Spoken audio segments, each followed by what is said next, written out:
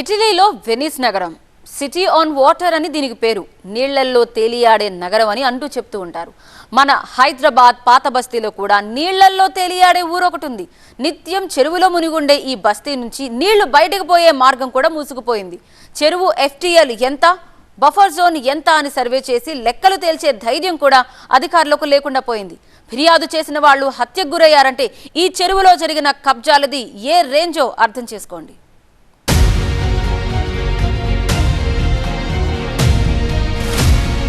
పాతబస్తీ Jalpally municipality పరిధిలోని Burhan Khan చెరువు ఇది. కబ్జాలకు గురైన మిగతా చెరువులతో పోలిస్తే ఈ చెరువు కహాని వెరీ ఇంట్రెస్టింగ్. ఎందుకంటే ఈ చెరువు కబ్జా అయిన తీరు అమోఘం. పైగా చెరువే ఊరైందా లేక ఊరే చెరువైందా తెలియనంత అయోమయ పరిస్థితి నెలకొంది ఇప్పుడు. ఇంకో ఆసక్తికర విషయం ఏంటంటే ఈ చెరువులో కట్టుకున్న సగానికి పైగా ఇళ్లు 365 రోజులు నీళ్లలోనే నాంతుంటాయి. వానాకాలమైనా ఎండాకాలమైనా అదే సీన్ ఉంటుంది. బడాబాబులే చెరువుల్ని కూడా కబ్జా చేసిన పరిస్థితి. పాత బస్తీలో అత్యంత ఎక్కువగా చర్చల్లో ఉన్న చెరువు చాలా కాలం నుంచి మనం చెప్పుకుంటే వెంకటాపూర్ బుర్హాన్ ఖాన్ చెరువు. ఈ చెరువులో 365 రోజు ఇక్కడ ఇండ్లు వాటర్లోనే మునిగి ఉంటాయి. ఇక్కడ చాలామంది వందల సంఖ్యలో చాలామంది పేదవాళ్ళు, రిక్షా తొక్కేవాళ్ళు, ఆటో తోలేవాళ్ళు, కూరగాయల వ్యాపారం చేసుకునే వాళ్ళు చాలా సంవత్సరాల క్రితమే ఇక్కడ ఈ బఫర్ జోన్ FTL ల్యాండ్లో ఇక్కడ భూములు కొనుక్కున్నారు. అప్పుడున్న పహల్వాన్లు, రాజకీయ నాయకులే ఈ పేదవారికి ఇక్కడ భూములు అమ్మేసిన తర్వాత వాళ్ళు అయితే ఇళ్లు కట్టుకున్నారు. 20-30 ఏళ్లుగా సాగుతున్న ఆక్రమణల పర్వంతో సగానికి పైగా చెరువు కబ్జాలకు దొరికిపోయింది. ఏది FTL పరిధి, ఏది బఫర్ జోన్ అనే డేటాలతో ఏ మాత్రం సంబంధం లేకుండా చెరువులోకి చొచ్చుకొచ్చేశారు. రాజకీయ నాయకులు, రౌడీ షీటర్లు, పహిల్వాన్లు ఒకరేమిటి, బలమున్న ప్రతి ఒక్కడూ ఇక్కడ తిష్టవేసి ఇవి తమ స్థలాలే అని నమ్మబలికి నకిలీ పట్టాలు క్రియేట్ చేసి అమ్మకాలకు పాల్పడ్డారు. వీళ్ల నుంచి 40-50 గజాలు కొనుక్కొని దగాపడ్డవాడు మాత్రం గరీబోడే. రోజు కూలీలు, రిక్షా పుల్లర్లు, తోపుడు బండు వాళ్లు రేకుల షెడ్లు, చిన్న గూళ్లు కట్టుకుని దాన్నే మకాం అనుకున్నారు. GHMC నీళ్లిచ్చి, రోడ్లేసి, విద్యుత్ శాఖ వీధి లైట్లేసి ఈ కబ్జాల్ని అధికారికం చేశాయి. 2021లో వచ్చిన వరదలకు మునిగిన ఇళ్లు ఇప్పటికీ నీళ్ల మధ్యనే ఉన్నాయంటే ఈ చెరువులో నివాసాల పరిస్థితి ఏంటో అర్థం చేసుకోవచ్చు. చెరువు అనుకున్న ఒకే ఒక్క తూమును శాశ్వతంగా మూసేయడంతో నీళ్లు బయటకు వెళ్లే మార్గం లేక ఎండాకాలంలో కూడా నిండుకుండలా ఉంటుందా చెరువు. ఒక్కోసారి ఇళ్ల దాకా వెళ్లాలంటే పడవలే దిక్కు. ఈ నీళ్ల నుంచి కాపాడి ఊరటనివ్వాలంటూ వీళ్ళంతా కలిసి కోర్టుకెళ్లిన దాఖలా కూడా ఉంది. FTL పరిధిలో 2000కు పైగా ఉన్న చిన్న పక్కా ఇళ్ల పరిస్థితి ఇలా ఉంటే బఫర్ జోన్ లో విలాసవంతమైన ఇల్లు కట్టుకుని దర్జా ఒలకబోస్తున్నారు మరికొందరు ఆక్రమణదారులు. కొందరైతే చిన్న సైజు ఫామ్ హౌస్లు కూడా కట్టేసుకున్నారు. మరి వెరైటీ కబ్జాలకు కేర్ ఆఫ్ గా మారిన బుర్హాన్ చెరువు జోలికొచ్చే దమ్ము ఎవరికున్నట్టు? హైడ్రా యాక్షన్ ప్లాన్ లో ఈ చెరువు ఉన్నట్టా లేనట్టా? భూములు కూడా పూర్తిగా అమ్మివేసి ఈ చెరువుని సగానికి సగం పూర్తిగా మింగేశారు. మిగిలిన సగం చెరువు అన్న ఇప్పుడు ప్రభుత్వం కాపాడుతుందా లేకపోతే చూసి చూడనట్లు వ్యవహరిస్తుందా వేచి చూడాలి. భాగ్యనగరం నడిబొడ్డున కుకట్పల్లి, మూసాపేట్ మధ్యలో ఉండే గొలుసుకట్టు చెరువులు కాముని చెరువు, చిన్నమైసనమ్మ చెరువు ఇప్పుడు చెరువుల్లా లేవవి. కబ్జా కాటుకు గురై ఆక్రమణదారులకు స్వర్గధామంగా మారిపోయాయి. కబ్జాలకు దొరికి సగానికి సగం కుచించుకుపోయాయి. ఆకాశాన్నంటే అపార్ట్మెంట్లు, కమర్షియల్ కాంప్లెక్స్లతో నిండిపోయి చెరువుల ఆనవాళ్లే కనిపించకుండా పోయాయి. రికార్డుల్లోనో పాత మ్యాపుల్లోనో చూసుకోవాల్సిన పరిస్థితి.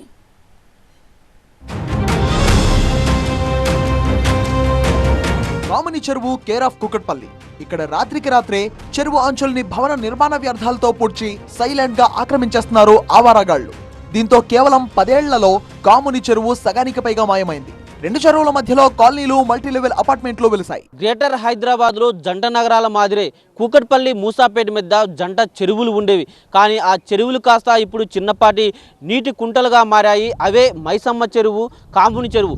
ప్రస్తుతం మనం కూకట్పల్లి మైసమ్మ చెరువు వద్ద ఉన్నాము.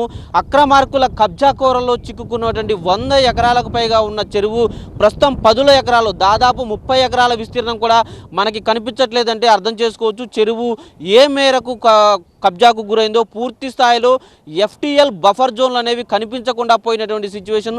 బహుళ అంతస్తులు ఏ విధంగా వెలిసాయో కూడా చూడొచ్చు. 2013లో ఏదైతే HMDA లేక్ లేఅవుట్ ప్రకారము 134 ఎకరాల వాటర్ స్ప్రెడ్ ఏరియా ఉంటే ఆ తర్వాత FTL బఫర్ జోన్లు ఏ పరిధి వరకు ఉండాలి. కానీ అవన్నీ కూడా ప్రస్తుతం అన్యాక్రాంతమైనటువంటి సిచ్యువేషన్ కనిపిస్తుంది. అసలు ఈ మైసమ్మ చెరువుకు సంబంధించి స్థానికులు కూడా కబ్జా కోరల నుంచి విడిపించాలి. హైడ్రా ఏదైతే ఇటీవల నగరంలో హల్చల్ చేస్తుందో అది ఇక్కడికి వచ్చి కూడా మైసమ్మ చెరువును కాపాడుతుందా లేదా అని ప్రశ్నిస్తున్నారు. స్థానికులు ఉన్నారు, స్థానిక కార్పొరేటర్ ఉన్నారు. ఏం చెప్తారు? మైసమ్మ చెరువు ఒకప్పుడు 100 ఎకరాల పైగా ఉండేదని చెప్పుకునేవాళ్ళం. ఇప్పుడు ఆ 100 కాదు కదా, 10 ఎకరాల్లో కూడా కనిపించట్లేదు కదా. మైసమ్మ చెరువు మాయమైపోయింది. మేము ఇప్పుడు వెతుక్కోవాలి. పాత ఫోటోలు లేకపోతే రికార్డులు ఉంటాయి కదా, ఇరిగేషన్ డిపార్ట్మెంటో లేకపోతే మండల రెవెన్యూ డిపార్ట్మెంట్లో వాళ్ళ దగ్గర రికార్డులు వచ్చి దాన్ని చూసుకొని మేము సంతోషపడాలి. మైసమ్మ చెరువు ఫుల్ ట్యాంక్ లెవెల్ పరిధి 148 ఎకరాలు. ఇందులో 1745 అక్రమ కట్టడాలు పుట్టుకొచ్చేశాయి. మూసాపేట్ కాముని చెరువులో 449 అక్రమ నిర్మాణాలు వెలిశాయి. 2 ఏళ్ల కిందట ఎన్జీటీకి జీహెచ్ఎంసీ ఇచ్చిన నివేదిక ఇది. అక్కడితోనే ఆగలేదు. తర్వాత 2 ఏళ్లలో భారీ భవంతులు వెలిశాయి. అయితే తీసుకున్న చర్యలు మాత్రం శూన్యం. మైసమ్మ చెరువు, కామన్ చెరువు, ఇది కామన్ చెరువు. అక్కడ నుంచి ఈ కాలువ ద్వారా ఇట్లా వాటర్ వచ్చి దీంట్లో కలుస్తుండే. ఈ విధంగా 2010లో ఉంటే ఇది 2023 సంవత్సరంలో ఒకసారి చూడండి. ఇది కామన్ చెరువు. ఈ వాటర్ ఇట్లా వచ్చి దీనిలో వస్తాయి. వర్షం పూర్తిగా ఒక పెద్ద వర్షం పడి చెరువులు నిండిన తర్వాత ఈ చెరువు ఇదంతా వాటర్ ఉంటుంటాయి. ఇది రైతుల దగ్గర ఉన్నప్పుడు FTL MTL అన్నారండి. రైతుల నుంచి వీళ్ళు బడా రియల్ ఎస్టేట్ వ్యాపారులు కొన్న తర్వాత FTL కాస్త ఓపెన్ స్పేస్ జోన్లు కాస్త మారిపోతాయి. పక్క ప్రణాళికతోని మట్టి నింపుతూ ఎర్త్ ఫిల్ చేస్తూ ట్యాంక్ లెవెల్ని, ఆ మట్టి లెవెల్ని బయటికి తీసుకొస్తూ వీళ్ళు ప్రణాళికబద్ధంగా లెవెల్స్ మారుస్తూ ఈ ఆటలు ఆడుతుంటారు. కాముని చెరువు మైసమ్మ చెరువును కలుపుతూ గతంలో నాలా ఉండేది, మిగతాదంతా ఓపెన్ స్పేస్. 2014 శాటిలైట్ పిక్చర్ చూస్తే ఈ విషయం క్లియర్ గా అర్థమవుతోంది. మరి ఇవాల్టి పరిస్థితి ఏంటి? పెద్ద పెద్ద కాలనీలతో ఈ చెరువుల మధ్య ఒక ఊరే తయారైంది. సఫ్దర్ నగర్, రాజీవ్ గాంధీ నగర్ చెరువుల్లోకి చొచ్చుకుని వచ్చేశాయి. ఇక్కడే వాసవి సంస్థ సరోవర్ పేరుతో భారీ భవంతులు నిర్మిస్తోంది. FTL బఫర్ జోన్లను కుదించి అధికారులు ఇచ్చిన అనుమతులు ఈ చెరువుల పాలిట శాపంగా మారాయి. ఫలితం కాముని చెరువు కానరాని పరిస్థితి. మైసమ్మ చెరువు మాయమైపోయింది. మేము ఇప్పుడు వెతుక్కోవాలి. పైన 2 చెరువులు ఉన్నాయి. ఆ 2 చెరువులు నిండితే గానీ మైసమ్మ చెరువులోకి నీళ్లు స్టోరేజ్ కాదు. అయితే ఇంట్లో 84 ఎకరాల 2 గుంటల భూమి ఓన్లీ గవర్నమెంట్ ల్యాండ్ ఉందండి. అయితే దీంట్లో ఇప్పటి వరకు కబ్జాలకి నార్మల్ జనాలను తీసుకొచ్చి కబ్జాలని చేయిస్తున్నారు. పై అధికారుల చెయ్యి లేకుండానే కబ్జాలు జరుగుతున్నాయా? రాత్రికి మట్టి పోస్తారు, పేదవాళ్ళకి అంతో ఇంతో తక్కువకి అమ్మేస్తారు. వాళ్ళు తెలియక కొన్నారు. సఫ్దర్ నగర్ మొత్తం ఈడి వరకు వచ్చింది. ఇది మొత్తం ఈడి వరకు వచ్చింది. ఈ చెరువు ఇంతనే ఉండేనా? ఆడ అల్లుగుండే, మేము ఆడ తిని చేసి ఆడ ఆడుకొని చేసి పోతుంటే ఇవన్నీ బట్టలు ఎండేసుకుంటుండే.